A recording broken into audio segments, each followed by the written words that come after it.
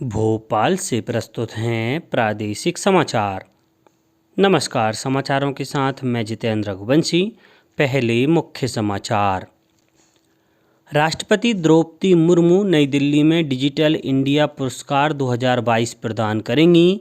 मुख्यमंत्री शिवराज सिंह चौहान खेलो India youth games 2022 के शुभंकर, torch और एंथम का अनावरण करेंगे।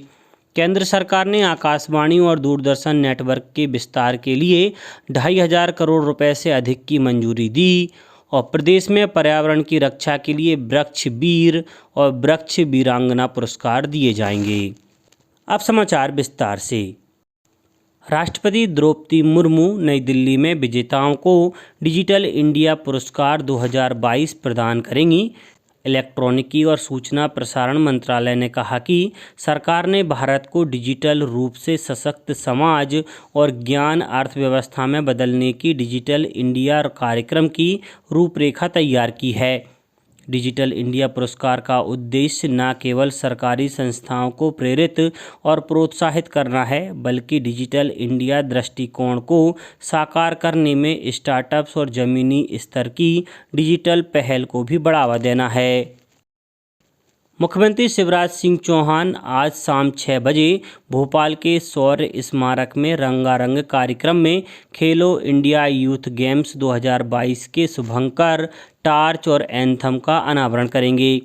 खेलो इंडिया यूथ गेम्स 2022 के 5वें संस्करण की मेजबानी मध्य प्रदेश कर रहा है। 30 जनवरी से 11 फरवरी तक होने वाले इस भव्य खेल आयोजन में 13 दिन तक 8 अलग अलग शहरों के 23 गेम वेन्यू में 6,000 खिलाड़ी अपना उत्कृष्ट प्रदर्शन करेंगे। खेलो इंडिया यूथ गेम्स का 5वां संस्करण प्रदेश के 8 शहरों भोपाल, इंदौर, उज्जैन, ग्वालियर, जबलपुर, मंडला, बालाघाट और महेश्वर और खरगोन में होगा।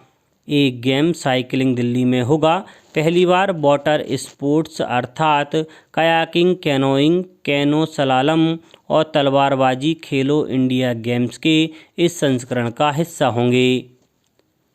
देश में इस महीने की 10 से 16 तारीख तक स्टार्टअप इंडिया नवाचार सप्ताह मनाया जाएगा। इसका उद्देश्य देश में उद्यमिता और नवाचार की भावना को बढ़ावा देना है।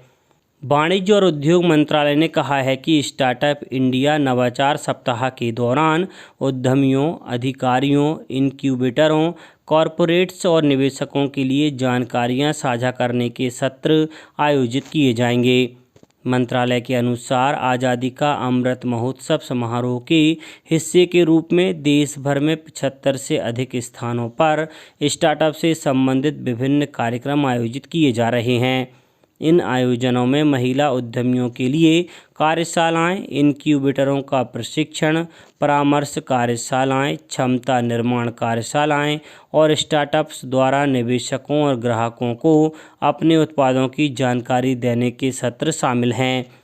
मंत्रालय ने कहा है कि उद्योग और आंतरिक व्यापार संवर्धन विभाग इस महीने की 16 तारीख को राष्ट्रीय स्टार्टअप दिवस के उपलक्ष्य में राष्ट्रीय स्टार्टअप पुरस्कार 2022 के विजेताओं को सम्मानित करेगा।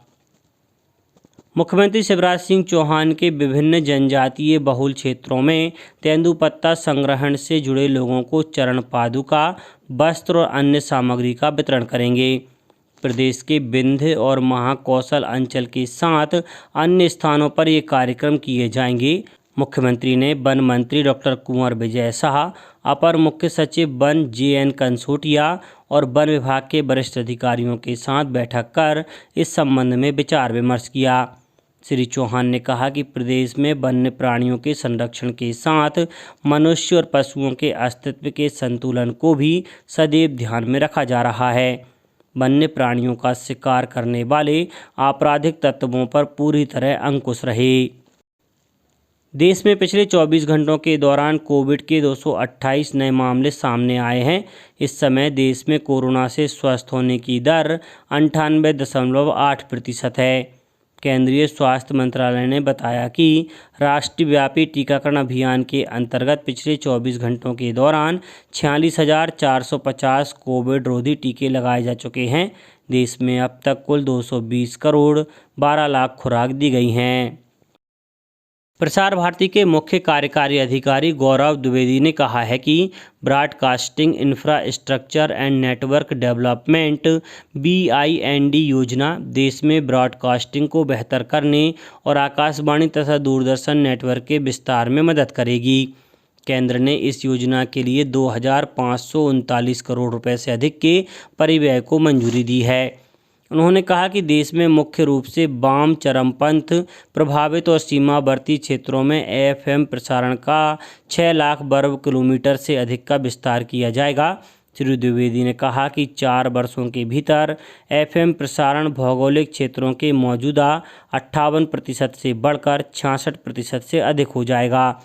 उन्होंने बताया कि समृद्ध और विविध सामग्री प्रदान करने के लिए DD फ्री डिश नेटवर्क क्षमता को बढ़ाकर मौजूदा 116 चैनलों से 250 चैनल किया जाएगा। इस योजना के अंतर्गत नई तकनीकों और डिजिटल माध्यमों का इस्तेमाल किया जाएगा, जिससे रोजगार के अवसर भी बढ़ेंगे। भोपाल में जल सम्मेलन में आए केंद्रीय मंत्रियों, राज्यों के मंत्रियों और अन्य प्रतिभागियों द्वारा श्यामला हिल्स स्थित स्मार्ट सिटी पार्क में पौधरोपण किया गया। इस अवसर पर मुख्यमंत्री शिवराज सिंह चौहान ने कहा कि वाटर विजन एट 2047 जल सम्मेलन की स्मृति को बनाए रखने का प्रयास है। इस संकल्प की सिद्धि के लिए अब इस पार्क का नाम वाटर विजन पार्क किया जाएगा। यह पार्क और आज का पौधरोपण नागरिकों को पर्यावरण की रक्षा के लिए कार्य करने की प्रेरणा देगा। मध्य प्रदेश में वृक्ष वीर और वृक्ष वीरांगना पुरस्कार भी दिए जाएंगे। वहीं केंद्रीय जल शक्ति मंत्री गजेंद्र सिंह शेखावत ने कहा कि प्रधानमंत्री श्री मोदी के वर्ष 2047 के विकसित भारत के संकल्प के अंतर्गत देश में पहली बार पानी के लिए काम करने वाले जनप्रतिनिधियों और वरिष्ठ अधिकारियों का सम्मेलन भोपाल में हुआ। अब बात मौसम की। पिछले 24 घंटों के दौरान प्रदेश के जबलपुर और नर्मदापुरम संभागों में कहीं कहीं हल्की बारिश दर्ज की गई। सागर, गुना, ग्वालियर, सिवनी, छिंदवाड़ा, रीवा, उज्जैन, धार, दतिया और छतरपुर जिलों में शीतलहर का प्रभाव रहा। छतरपुर में नगरपालिका ने आम नागरिकों को ठंड से बचाने के लिए अलाव जलाने की व्यवस्था की है। मौसम केंद्र भोपाल ने अगले 24 घंटों के दौरान राज्य के चंबल, ग्वालियर, उज्जैन और भोपाल संभागों में कहीं कहीं शीतलहर चलने और कोहरा छाए रहने की संभावना जताई है। अब कुछ समाचार संक्षेप में। खंडवा के शासकीय SN महाविद्यालय में राष्ट्रीय पुष्प महोत्सव और राष्ट्रीय शोध संगोष्ठी का औपचारिक उद्घाटन हुआ। सतना में शीतलहर को देखते हुए आंगनबाड़ी केंद्रों के बच्चों के लिए सुबह 11 बजे से 2 बजे तक समय निर्धारित किया गया। शिवपुरी में सन 1857 की क्रांति के प्रमुख योद्धा रहे वीर शहीद तात्या टोपे की 209वीं जयंती कल मनाई गई। देवास जिले में जल जीवन मिशन के अंतर्गत जल योजना के माध्यम से स्वच्छ पेयजल उपलब्ध करवाने का कार्य निरंतर प्रगति पर है। अशोकनगर में 12 जनवरी स्वामी विवेकानंद जयंती को युवा दिवस के रूप में मनाया जाएगा। और नीमच जिले में एनीमिया कम करने के लिए महिला एवं बाल विकास विभाग, स्वास्थ्य विभाग और शिक्षा विभाग द्वारा निरंतर प्रयास किए जा रहे हैं। अंत में मुख्य समाचार एक बार फिर। राष्ट्रपति द्रौपदी मुर्मू नई दिल्ली में डिजिटल इंडिया पुरस्कार 2022 प्रदान करेंगी। मुख्यमंत्री शिवराज सिंह चौहान खेलो इंडिया यूथ गेम्स 2022 के शुभंकर, टार्च और एंथम का अनावरण करेंगे। केंद्र सरकार ने आकाशवाणी और दूरदर्शन नेटवर्क के विस्तार के लिए 2,500 करोड़ रुपए से अधिक की मंजूरी दी। और प्रदेश में पर्यावरण की रक्षा के लिए वृक्ष वीर और वृक्ष वीरांगना पुरस्कार दिए जाएंगे। इस बुलेटिन में इतना ही। घर पर रहिए, सुरक्षित रहिए और सुनते रहिए प्रादेशिक समाचार। नमस्कार।